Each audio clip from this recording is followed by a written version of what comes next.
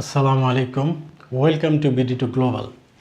BD to global থেকে আমি রাজীব বলছি। আপনারা আমি জানি যে আপনারা দীর্ঘ অপেক্ষা করে আছেন মালয়েশিয়া যাবেন বলে। তো অনেকেই আছে, দেখা গেছে বিভিন্ন দেশই কিন্তু লোক নিচ্ছে, কিন্তু তারা ওখানে যাবে না, তারা শুধুই মালয়েশিয়াতে যাবে, তার জন্যই তারা অপেক্ষা করছে। তো আজকে আমি আলোচনা করব যে আপনারা যে মালয়েশিয়া যেতে চান, তো মালয়েশিয়া তো বর্তমানে বন্ধ। আপনারা জানেন যে দুই দেশের মধ্যে মিটিং চলছে। আশা করছি এই মিটিং থেকে আমরা অনেক বড় সুসংবাদ পাব এবং মালয়েশিয়ার কলিং ভিসা ওপেন হয়ে যাবে। আপনারা যারা মালয়েশিয়াতে যাওয়ার জন্য অপেক্ষা করছেন কাজের ভিসায় যাওয়ার জন্য, তো কলিং ভিসা শুরু হয়ে গেলেই আপনারা যেতে পারবেন। তার জন্য হয়তো আরও 2-1 মাস অপেক্ষা করতে হতে পারে বা তার চেয়েও বেশি সময় অপেক্ষা করতে হতে পারে। বাট যারা বসে আছেন যে মালয়েশিয়াতেই যাবেন, অন্য কোনো দেশে যাবেন না, তাদের জন্য আমি বলতে চাই, যদি তাই হয় তাহলে মালয়েশিয়া যাওয়ার জন্য আপনারা অগ্রিম কিছু প্রস্তুতি নিয়ে রাখতে পারেন। যেমন 1 নম্বরে হচ্ছে আপনাদের পাসপোর্ট। অনেকেই আছেন মালয়েশিয়াতে যাবেন, কিন্তু এখন পর্যন্ত আপনাদের কোনো পাসপোর্ট রেডি নেই। আপনারা যখন মালয়েশিয়া খুলবে তখন হয়তো পাসপোর্ট তৈরি করবেন, তো তখন কিন্তু অনেক সময় লেগে যাবে। এবং যারা আগের থেকেই প্রস্তুত তারা কিন্তু অলরেডি বই জমা দিয়ে দিবে এবং তারা কিন্তু আপনাদের আগেই চলে যাবে। তো এর জন্য আমাদের অগ্রিম প্রস্তুতি নেওয়া দরকার। সেই হিসাবে বলছি যে আপনারা অবশ্যই যারা পাসপোর্ট বাইরে যেতে চান কিন্তু আপনাদের এখনও পাসপোর্ট নাই, অবশ্যই আপনারা পাসপোর্টটি তৈরি করে ফেলবেন। এবং এই পাসপোর্টটি 5 বছরের জন্য আছে এবং 10 বছরের জন্য আছে। আমি আপনাদেরকে সাজেশন দিব, অবশ্যই আপনারা পাসপোর্টটি করলে 10 বছরের জন্য একবারে করে ফেলবেন। কারণ আপনারা যদি সত্যি সত্যি মালয়েশিয়া ভিসা খুলে যায় এবং আপনারা যদি মালয়েশিয়াতে যান, তাহলে দেখা গেছে যদি 5 বছর পরে আপনাদের কিন্তু আবার এই রেনুর একটা ঝামেলা থেকে যাবে, পাসপোর্ট রেনুর। তো সেই হিসাবে যদি একবারে 10 বছরের পাসপোর্ট করে ফেলেন, সেই ঝামেলাকে থেকে কিন্তু আপনি মুক্তি পাচ্ছেন। দ্বিতীয়ত, অনেকেরই দেখা গেছে যে মেডিকেলের সময় মেডিকেল ফিট থাকে অথবা অনেকে আনফিট থাকে। তো যারা সুস্থ স্বাভাবিক তাদেরই মেডিকেল ফিট হয় এবং তারা যেতে পারে। আর যদি কেউ মেডিকেলে আনফিট হয়ে যায় তাহলে তারা কিন্তু আর যেতে পারবে না। কি কি কারণে মেডিকেলে আনফিট হয়? আমার অভিজ্ঞতা থেকে আমি বলতে চাই, বেশিরভাগ মানুষই যারা আসলে একটু নেশা করে বা স্মোকিংটা বেশি করে, ক্যানাবিস গাঁজা বা অন্যান্য নেশা করে, তাদের এই প্রবলেমটা হয়, তারাই বেশিরভাগ মেডিকেলে আনফিট হয়ে যায়। তা আপনাদেরকে আমি বলবো, যদি আপনারা আসলেই মালয়েশিয়াতে যেতে চান তাহলে অবশ্যই আপনাদেরকে মালয়েশিয়ার মেডিকেলে ফিট হতে হবে। আর এই ফিট হওয়ার জন্য এখন থেকে আপনি আপনার প্রস্তুতি নিয়ে নিতে পারেন। আপনার যদি স্মোকিংয়ের অভ্যাস থাকে, এখন থেকে আপনি সেই স্মোকিংটা ছেড়ে দেওয়ার অভ্যাস করুন। অথবা যদি আদার্স কোনো আপনার বাজে অভ্যাস থাকে, সেই অভ্যাসগুলি এখন থেকেই ত্যাগ করুন।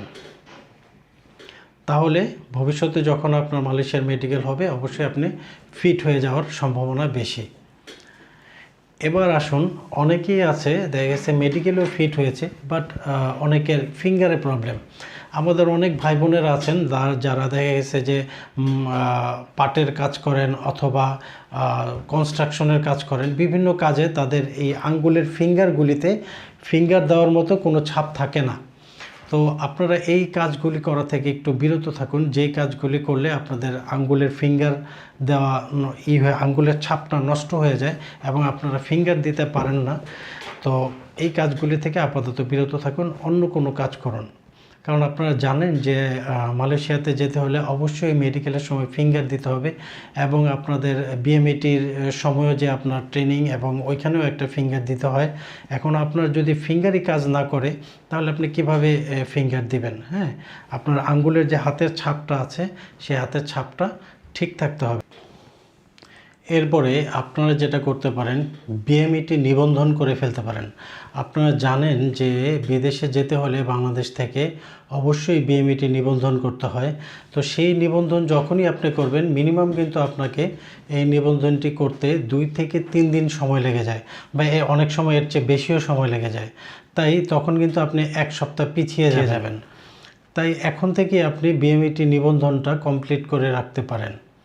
বিএমইটি নিবন্ধন কিভাবে করতে হয় তা নিয়ে যদি আপনারা কোনো ভিডিও দেখতে চান তাহলে আমাকে কমেন্টস বক্সে জানান। আর এছাড়াও আপনারা বিএমইটি নিবন্ধন আপনাদের এলাকার যে কোনো কম্পিউটারের দোকানে গিয়ে বললেই হবে যে ভাই আমার বিএমইটি নিবন্ধনটা করে দেন বা বিএমইটি রেজিস্ট্রেশনটা কমপ্লিট করে দেন। পাসপোর্ট নিয়ে গেলেই ওরা বিএমইটি রেজিস্ট্রেশন কমপ্লিট করে দিতে পারবে। ঠিক আছে, তো এভাবে করে আপনারা কিন্তু অগ্রিম প্রস্তুতি নিয়ে নিতে পারেন।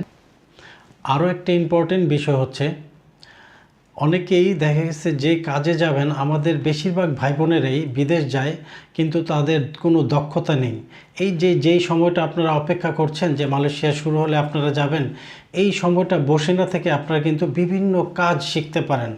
যারা কনস্ট্রাকশনে যেতে আগ্রহী তারা কনস্ট্রাকশনের কাজগুলি একটু শিখে যেতে পারেন, প্লাম্বিংয়ের কাজ শিখে যেতে পারেন।